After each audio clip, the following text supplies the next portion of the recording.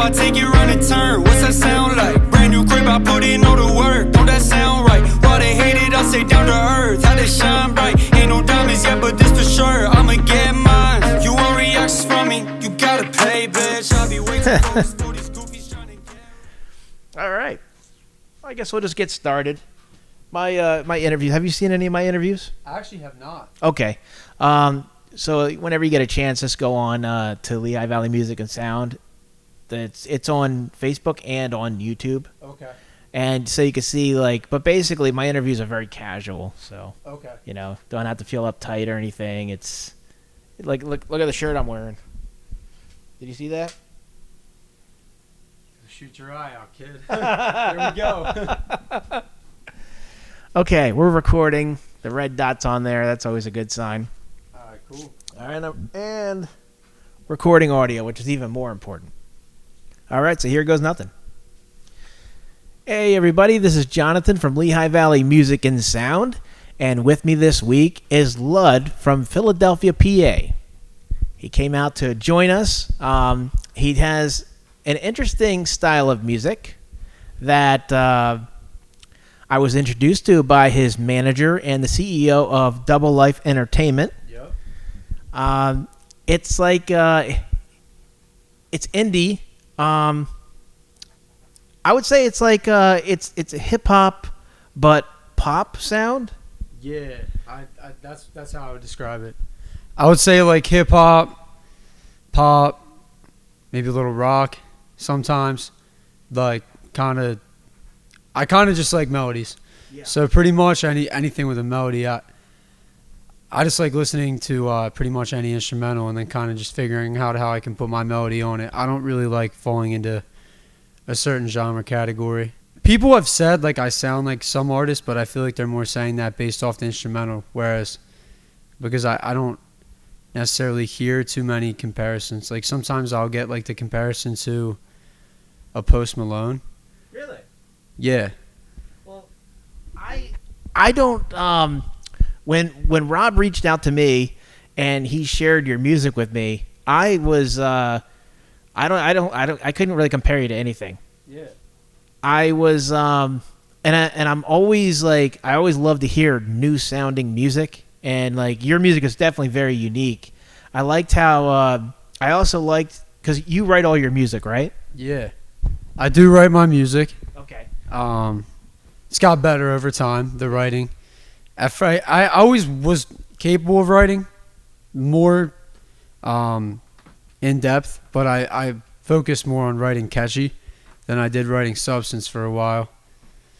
Well, see, one thing I really like about your music is the lyrics, because you sing about everyday life. And you sing about the problems everybody goes through, and you don't sing about because mainstream music, a lot of it's crap, and so you sing from the heart. You sing all kinds of stuff, and I like how you incorporate the indie pop rock with hip hop. So I know it's not necessarily a new concept, but I think that your spin on it is very fresh, because the whole metal and rap's been overdone, but really your style is pretty interesting, because it's taking the indie rock, indie pop, and mixing it in with hip hop beats. It sounds pretty sweet. I appreciate it. I mean, I've always liked I guess I've always liked music like Maroon 5. All right. And I've liked I'm trying to think who's another artist. I liked One Republic growing up. The Script, love The Script. Yeah. So and then my girlfriend introduced me to some more 90s alternative rock. But then at the same time, I like P&B Rock and A Boogie with the Hoodie. They kind of, and one of my favorite albums was T Grizzly's album, 2016. It was called My Moment. And I don't know, so I just like a lot of different kinds of music, and I guess the reason I kind of formed my style is because couldn't really decide what kind of music I liked the most, because I just like a lot of music. So I was shit, I guess I'll just throw it all on one song and then kind of just see how it goes. And you could definitely tell that your music is a mishmash of all the styles you like, because it's definitely it definitely comes out in your music. And by the way, guys, his song, one of his songs is going to be included in this video, so I just want you to check it out, listen to his style, and also I'll be sharing some of his stuff to the main page, so check that out too. But I want to get back to the interview and with LUDD here, and I want to ask you a couple of questions, like for how long have you been doing this? How long have you been a recording artist? I started recording. It was August of 2017. I actually recorded my first song.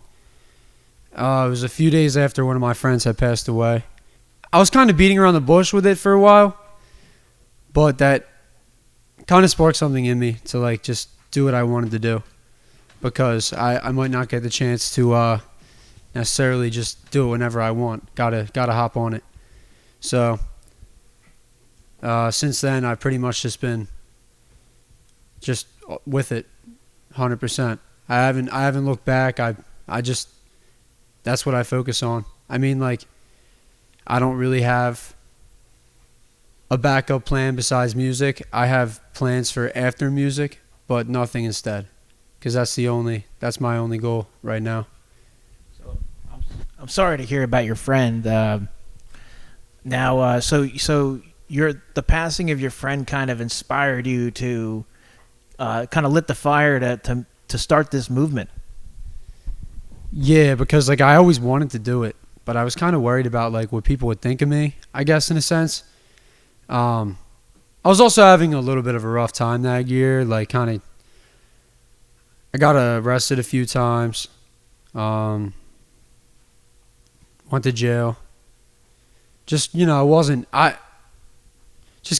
kind of getting into some stuff, and it wasn't exactly like the best situation at the time for me. That whole time, like, I would find myself like putting on YouTube beats and just freestyling, smoking a blunt and freestyling, and wondering like, yo, like, what am I doing? Like, this is what I want to do. I've always loved music. When I was a little kid, I did like plays and choir, but I didn't really like it that much. But like, I love music, so I was like, I stopped doing it. But like, the thing is, like, I knew I liked music, but like, I just didn't like the whole like choir setting of music. But I love music though, so like I kind of was mad that I quit, but at the same time I was like, well, I don't want to do that, but like I didn't know how to get into music at first. But then when I realized like I could, it was accessible. I kind of stayed away from it for a while when I should have just hopped right on it. So you basically you found your outlet through music, and it kind of set you free basically, because like there you kind of didn't know what direction you were going into, and like you said, you liked music, but at the same time, and I totally get what you're saying, because I have a choir background myself, so that's how most people get their start in music, as a child, and then as you grow up, you kind of branch off and do your own thing. Shout out Wawa. So I want to say, because unfortunately he was supposed to be here, but unfortunately he couldn't make it. Your manager / producer / record label, Rob Taylor of Double Life Entertainment. I want to talk about Double Life Entertainment a little bit, and I want to ask you, and other inquiring minds might want to know, how did you meet Rob, and how did you cross paths with Double Life Entertainment? Absolutely. So I took some college classes for some bullshit reasons that had to do with legal issues I was trying to get out of stuff by taking them. And I met Rob at the class. I showed a few of the kids in the class one of my songs, and Rob was sitting there, and after class walked up to me and was like, oh, like, can I hear it? And I showed him my music. He went through my social media and he liked it, and we ended up talking from there a lot right off the rip, and then kind of formed a relationship just through, I don't know, me trying to get out of I'm trying to remember what I was trying to get out of, but I was doing some stupid shit, and yeah, but it was awesome because he just, I don't know, he saw potential in me from pretty much right when he met me, and I really appreciated that because he was really real to me. He didn't bullshit me at all, really. He just kept it real. And like I like that because, you know, like there's a lot of people like in the industry that like be on some shady shit, I think. And I've noticed that throughout making music, and I had run-ins with that kind of stuff in the past, and like meeting Rob was like, it's like a breath of fresh air, I guess you could say, because, you know, he doesn't really have any of that in him. He just wants to work. And that's how I am too. So it just worked out. Yeah, there's you know, you brought up a lot of good points, and there's a lot of bloodsuckers in the entertainment industry, and people that are just like they prey on people, and they suck the life out of them like vampires. So yeah, that's definitely true. It's definitely something you have to watch out for. It's one of the reasons why, you know, so I'm doing this whole movement with Lehigh Valley Music and Sound, and I've been kind of shifting gears because of the restrictions going on with Governor Wolf and all that. Yeah. I'm just sick of it. I'm sick of what he's doing to the entertainment industry and to the restaurant industry and all that stuff. But aside from all that, though, like with what you're talking about with people in the entertainment industry being bloodsuckers, it's the same thing. It's all across the board with, like, even like with Hollywood. I despise Hollywood. I despise what those people, the people in high places and with a lot of power, what they've done to actors and stuff, to manipulate them to what they want them to do because, you know, that's the only way they could get anywhere. So, and it's the same with the music industry too, and it's really sad. So I'm glad that people like Rob exist, you know, doing their thing. He definitely has a good ear for talent because as soon as I heard your stuff and I listened to multiple songs because I had access to the audio player and I was going through your music and I'm like, yeah, I like this. And then I said, do you know anybody else? You know, because he seems really active and he's very proactive too in his movement and what he's got going on down there in Philly. Absolutely. He definitely like knows how to pick out talent because like I'm his only artist right now, but I've worked with some artists that we don't work with on paperwork, but there's definitely something there. I record them in my studio. I have a recording studio that I operate, so some of the clients that I have come in, I might shoot Rob's way, and he's also looking pretty much all the time for people. But the thing with Rob is he doesn't go off of necessarily just trends, because what we always talk about is a lot of people could sound like a mainstream artist, which is great, but that might mean you're getting one gold record and then you don't have that room to make your own scene in the music industry. You don't have room to make your own fan base. You're just going to be eating off someone else's, and there's a really short shelf span for someone like that compared to people that we always say that go in and make their own way, build their own fan base off their own style, because you're building for long-term growth at that point. Yeah. Not only that, though, but it's kind of like buying stocks when you think about it. Like if you can't, when you say if somebody doesn't sound like a mainstream artist, if you sound like picking somebody up that sounds like someone who's popular now, it's kind of like buying stock when it's at the top. Yep. Like it's already made it. It's already there. You could buy into it, but you're not really making any money off of it anymore. Now, if you look towards, like with Rob, kind of sticking his ears out there, you listen for somebody who sounds good, sounds fresh, new, and that could be the next quote unquote big stock. Absolutely. And that's that's really that will set and start a whole new trend.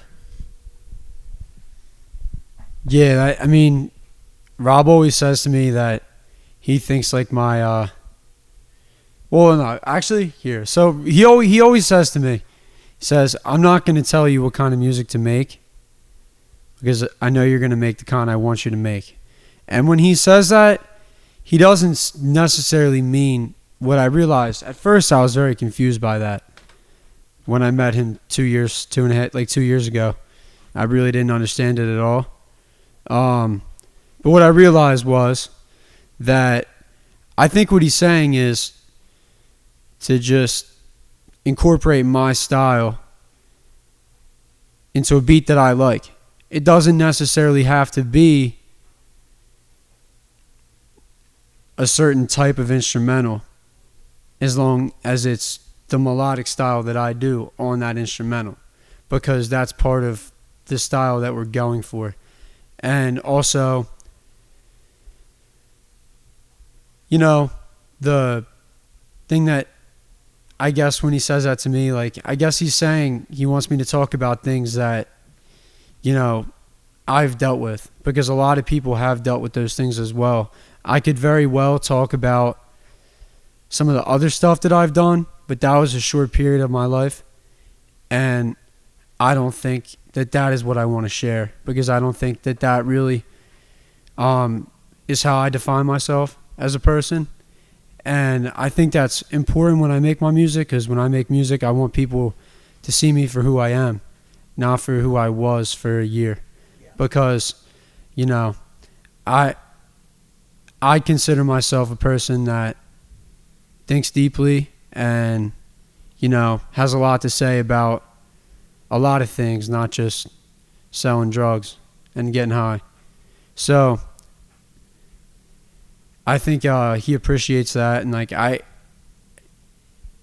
he definitely realized, I guess that I wasn't trying to put on an act. I think that's something that he liked, and I think that's something that he likes in a lot of people. He likes genuine people. Yeah. I think when you record music that basically reflects your soul and it's genuine music, people are drawn to that. People want to hear about things they can relate to. When you hear a lot of the mainstream hip hop, which a lot of it's just garbage anymore, because it's stuff I think most people can't relate to. You got a lot of suburbia kids listening to this stuff. They don't know anything about crack dealers and thug life and gangsta life. They don't know anything about that. It's all, and I'm not saying that the music, I'm not saying nobody can relate to the music, but I'm willing to bet that a large portion of the audience cannot relate to the content. Absolutely not. They're just listening to it just because. But to record music where you're talking about everyday life, heartbreak, stuff just goes wrong, and everybody can genuinely say that they can relate to it. Exactly. And I think that what Rob has going on is he just, like you said, he wants realness. He doesn't want.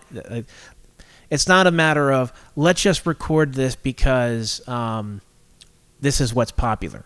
Exactly. Let's record this because we actually got something here. The one thing that I'd like to say about Rob is that I've been in touch with other recording studios, and the one thing I like about him is that he's open to recording any style of music. which I think is really cool because a lot of recording studios won't do that. They're very specific to the type of music that they record.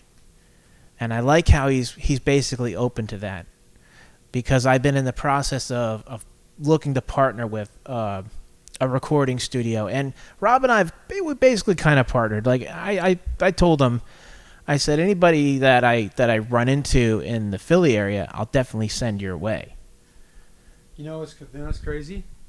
I actually do the recording. I actually run the recording studio. He does he runs the record label, but he actually doesn't do the recording studio. I actually he was going to partner with me to open it together, but it actually I wouldn't say fell through, but it was going to take too long, and I had been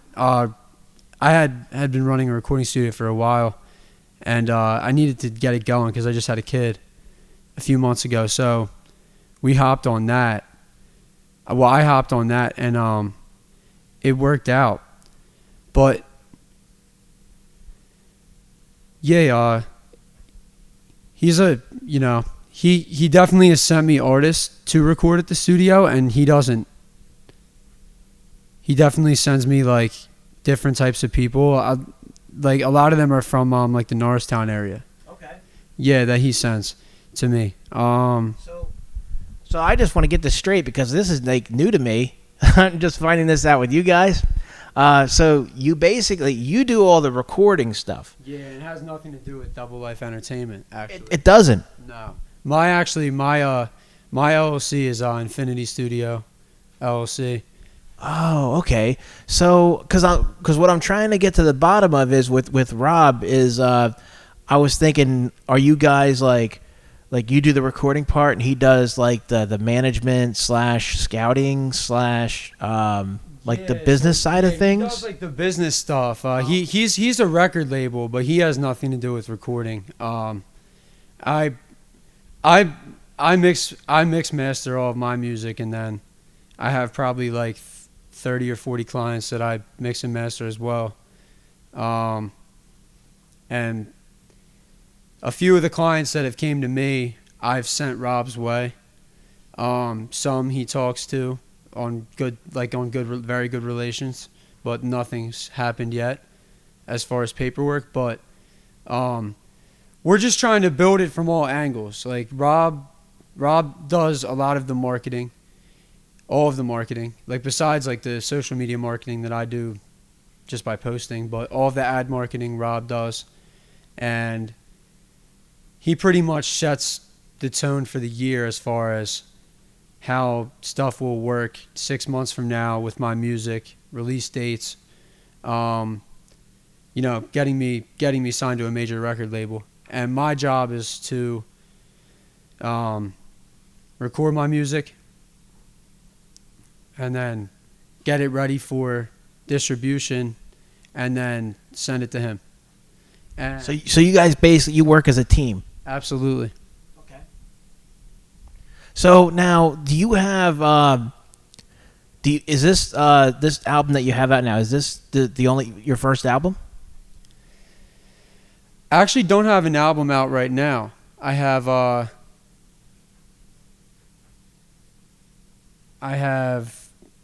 just dropped a single out though on December. What was it? December 8th. I dropped a single called 93 Rory. Ah, nice. Have you heard it yet? No, I haven't. We gotta play it. We gotta play it. You want me to play it on this video? Yeah. All right. No, you see, I could have lied and said I heard it, but I'm not gonna lie. You said December 8th? Yeah, it was just this past week. All right. So I have an excuse. All right. LUDD.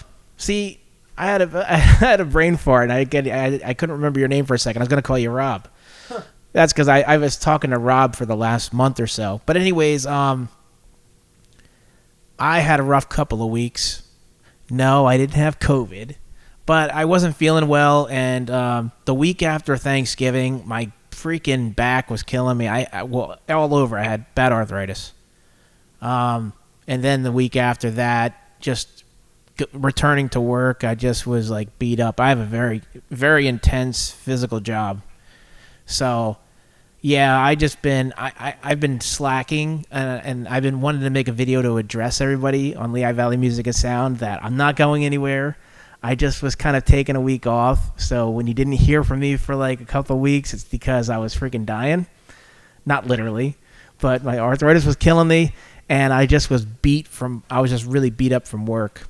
So I'm sorry I didn't hear your new single that you dropped. Oh, it's all good. But it's going to be in this video. All right, cool. Let's listen to you slurp on this. Yeah.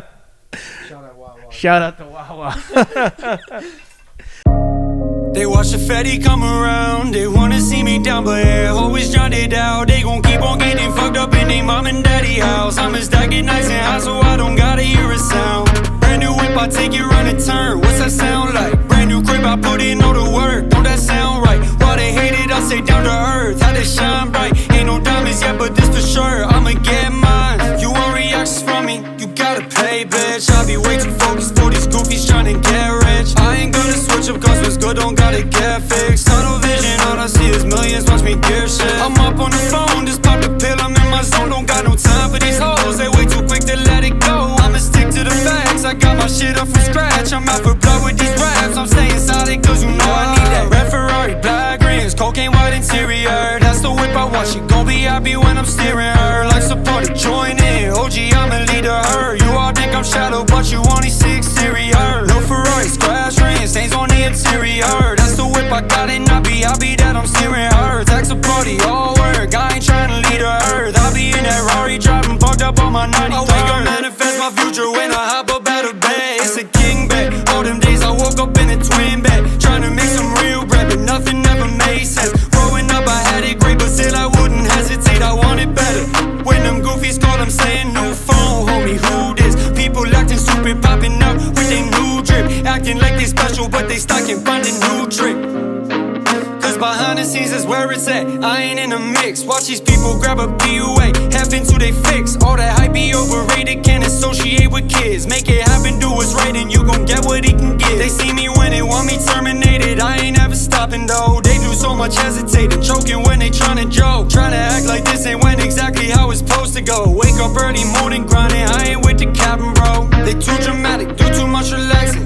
I be working like an addict, cause I need a paddock. Now I got people always asking when you get back trapping. I tell them quickly I ain't moved to work, I get up and do the work. Ain't got time for people tryna love me, I'ma stack it first. Stack it first, that's work. Cause you know I need that red Ferrari, black rims, cocaine white interior. That's the whip I want, she gon' be happy when I'm steering her. Like support it, join in, OG, I'ma lead her. You all think I'm shallow, but you only see exterior. No Ferrari, scratch rims, stains on the interior. That's the whip I got and I be happy that I'm steering her. Tax a party, all work, I ain't tryna lead her. I'll be in that Rari driving, parked up on my 93rd. Yeah, yeah, yeah, yeah, let them people chirp.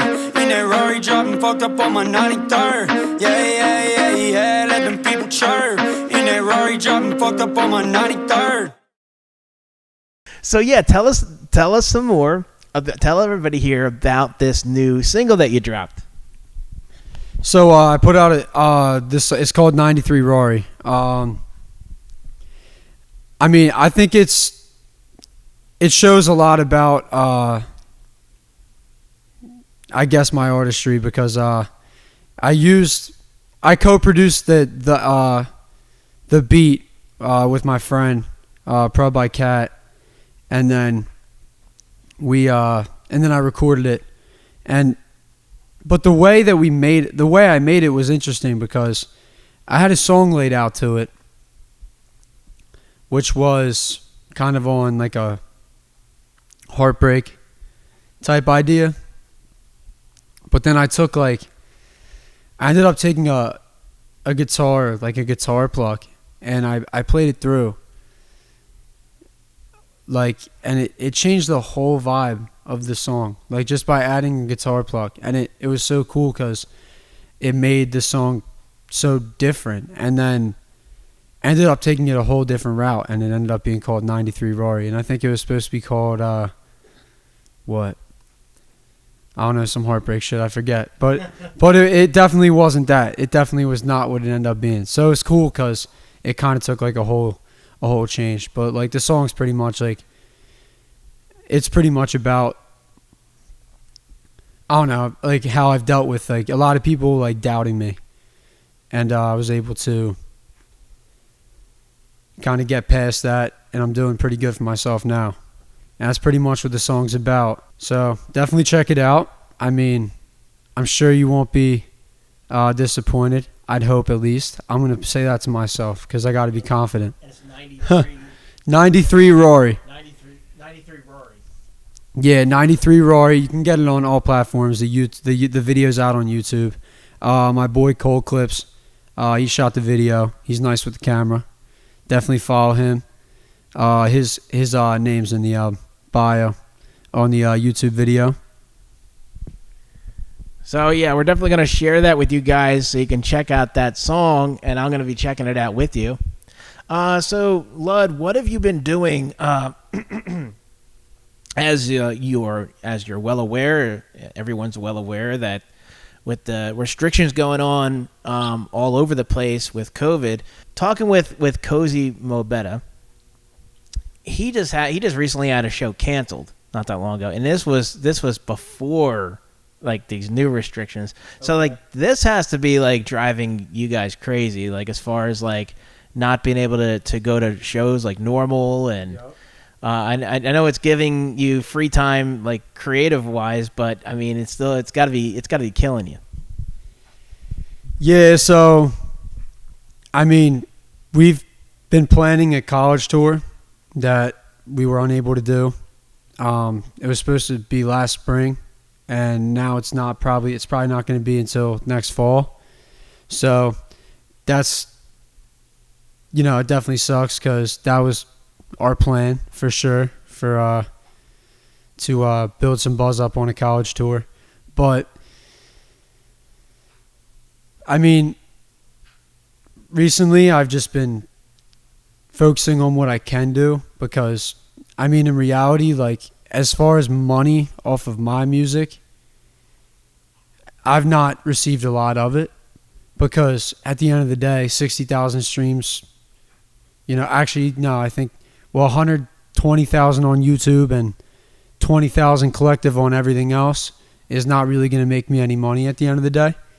And so I need to work on what's going to get me the money, because that money is not anything to me or anyone else, and it's not the kind of money that's not the kind of numbers that's going to get me money at shows either, really. So I've just been trying to make myself a better artist all the way around, so that when stuff does open, I have potential to capitalize on that, because really I'm trying to see 1 million streams on each platform and start to get real bookings, because we need them checks, but they're not coming from the $200 shows at places. Yeah. So it's like, it's good. I haven't seen a huge effect. Like, I'm not even gonna lie. It's like, as far as my music has gone, besides not being able to do shows, it's pretty much been business as usual, because I'm nowhere near where I want to be anywhere around. So right now you're focusing on your craft and writing new material and also recording other artists. Yeah, that's exact. I mean, that's really what I've like been focusing on the most, because like I have a 6-month-old son, and me and my girlfriend just got our first house. Congratulations! Thank you. So I've been busy with that. I've been focusing on take up a lot of your time. Yeah, I've been focusing on that for now, and just trying to get myself situated, and it's great because like my job allows me to improve my musical craft every day. So even though I'm working, I'm still just improving. So that's the best part about it, because I'm in the studio usually for like 12 to 16 hours a day. So I mean, I have a lot of time to learn at the end of the day. And I like that because, I never feel like I'm lacking with my music per se, even if I don't make a song for a week, which that's a whole different thing. I used to make I made 3 songs a day probably for a year. Wow, I mean, that's a lot. Yeah. I was able to, I had collective like 600 or 700 songs at one point. So I guess it's a little less than 3 a day, but I had I mean, 12 to 16 hours in the studio, that's pretty intense. That's a long day. And to get the 3, did you say 3 to 6 songs? Yeah, but I'm not, when I'm in the studio for 12 to 16 now, it's recording other people. Oh, okay. Yeah, I've just been working on other people's music. I do record my music right now, but it's much more on time basis as when I can fit it in.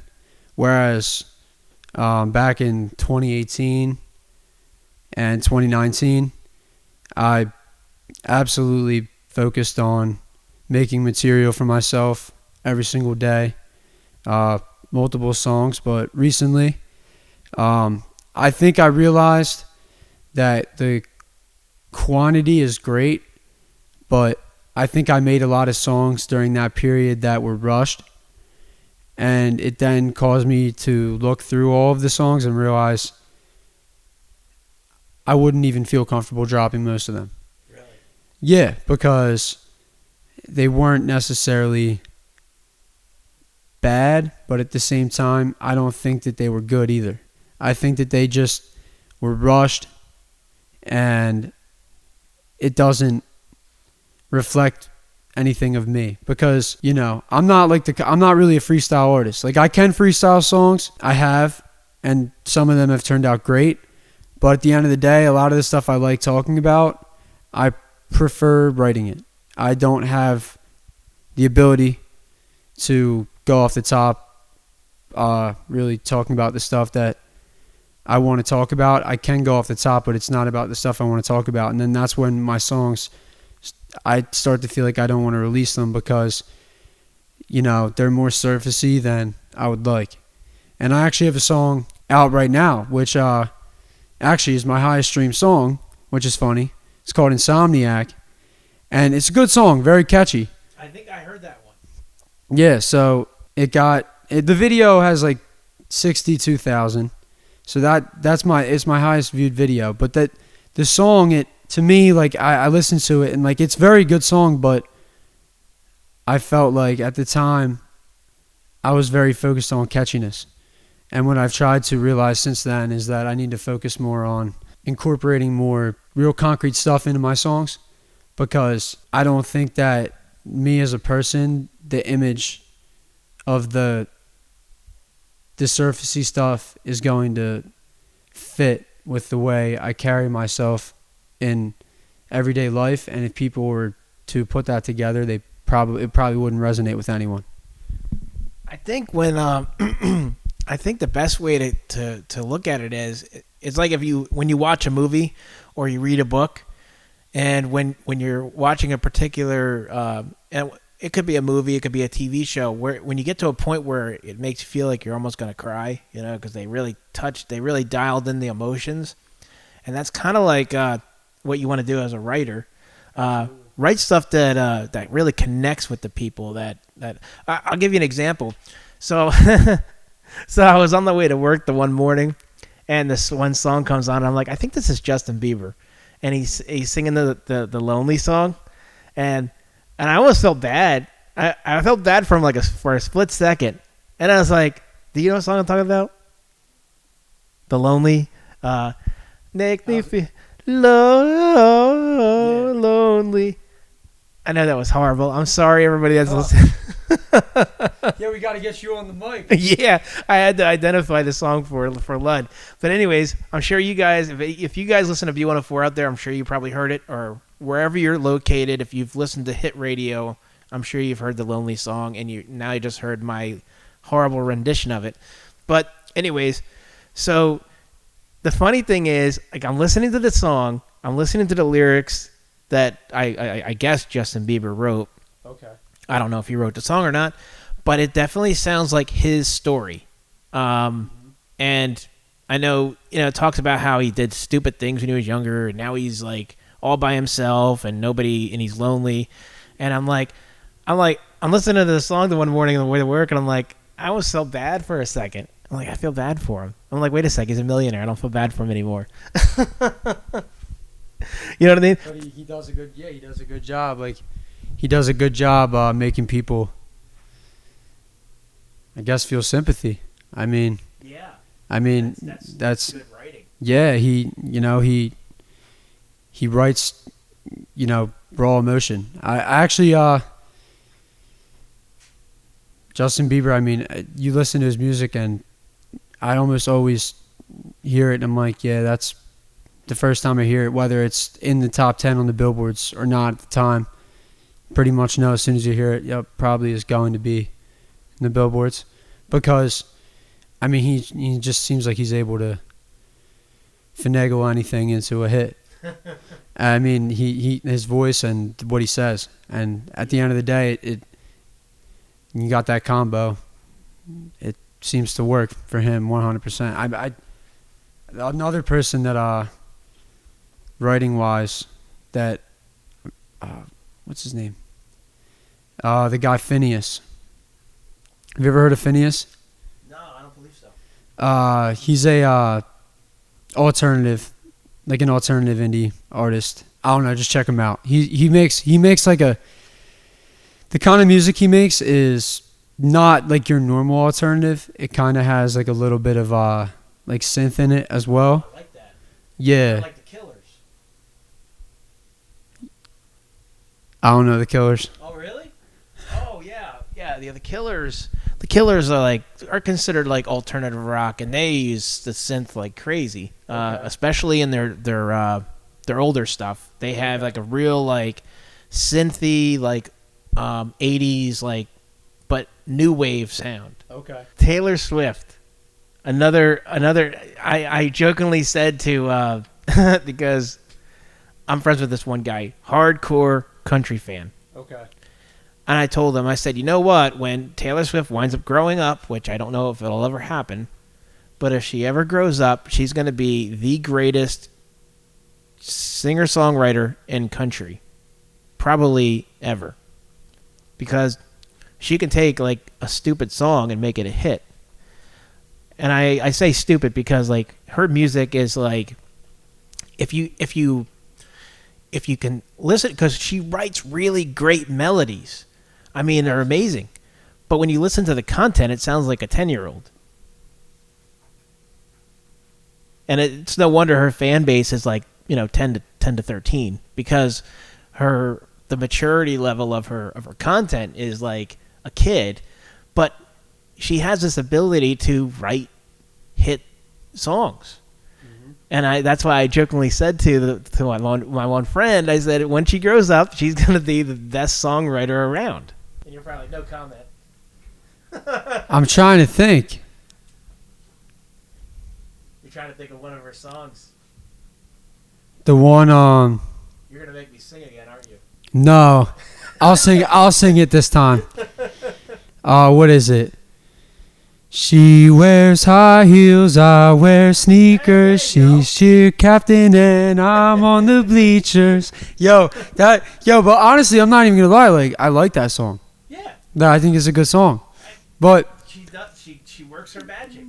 I think she might. I think the one thing I will say is I think that some of that might be a marketing ploy. I think she's probably capable of writing a more in-depth song. A lot of people probably are. They choose not to.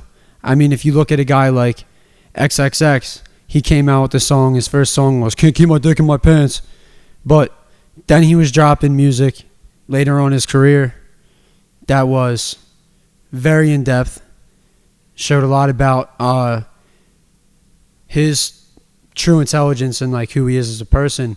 But that's not how he was able to make that initial money, because people like listening to dumb, stupid shit. And you know, it's easy to talk about really stupid stuff, and then people will be like, yeah, I'll listen to that. But then at the end of the day, like, look at him now, or we'll look at how he was. I mean, got like rest in peace, but I mean, he turned into a legend off of, you know, and I look at that as an inspiration, because I feel that people, they really, you know, they understand the music industry to a point where you can get in on something. Some people might look at you and be like, it's kind of weird, but really you have this whole plan in the back of your head. All right, I'm going to make myself seem like this dummy that just talks about dumb stuff, but then all of a sudden, I'm not at all. I actually have a lot to say, but that might not be in some people's plans at all, because at the end of the day, they might want to make lighthearted music for children, because at the end of the day, like in Taylor Swift's case, like I wouldn't be surprised if she makes music like that for the sole reason that that music sells in TV film. It sells, yeah. It sells in TV film. I mean, honestly, she's probably made so much money off TV and film with her music, because who doesn't want a Taylor Swift song in their movie? Because little kids are going to see it and they're going to be like, yeah, that's awesome. And they're the ones that are going and streaming that stuff. I mean, and they're the ones buying concert tickets. Yeah, they don't call it bubblegum music for nothing. I mean, it's like you said, it sells. And I know nobody buys CDs anymore, I don't think, but you know, but like back in the day, who's buying the posters, who's buying the paraphernalia, the shirts, hats, whatever, pocketbooks, purses, whatever she has her name on, you know, they're buying it. The kids are buying it, and they're getting their parents to buy it for them, you know, whatever. But anyways, so I guess we'll get ready to close this interview out. I want to leave you with the last word. What do you have anything special to say to the audience out there listening that are just hearing and seeing you for the first time? You have anything special you'd like to say to everybody? Yeah, absolutely. So this coming 2021, I have a lot of music I'm planning on releasing, and I think that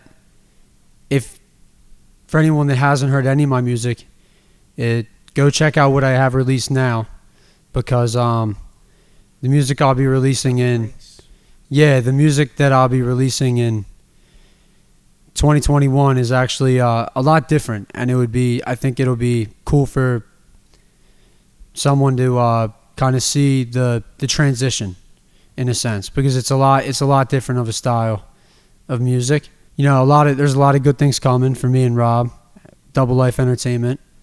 You know, we've been busting our ass trying to pave a way, and I want to thank you for bringing me on this interview, and it was a pleasure, because we've never even talked before today, and I mean, the fact that we're sitting here right now, I very much appreciate it. The pleasure is all mine. I really enjoyed your company. It was great meeting you. And like Lud just said, I just met him today, because for the last month or so, I was communicating with Rob, the CEO of Double Life Entertainment. And as I said earlier, unfortunately, he couldn't make it. But Lud was still able to come. I had never met Lud before, so it was a bit strange at first, because basically someone was coming over to the studio that I never even communicated with. But it was freaking awesome. You know, Lud didn't let me down. Kind of like all the other previous guests on this show, never let me down. They all turned out to be really awesome people, which has taught me one thing about this whole project and Lehigh Valley Music and Sound, is that this world, or let's just say this region, is filled with very talented, very cool people. And this project has led me to meet all these awesome people. And I'm glad to bring them to you guys so that you can see them and hear about them. And going on to what Lud was saying before, All his links are going to be in the description of this post. So you're going to be able to find links to his social media pages so you can check out his music. And you're also going to there's going to be a link to Double Life Entertainment so you can check out Rob's page and show him some love too. These are all great people. So I want to thank you guys for tuning in, and we'll see you next week. Peace out. Cut it at that part. No, do we want to cut that? All right, here. I'll see you guys. And I'll see you too. All right.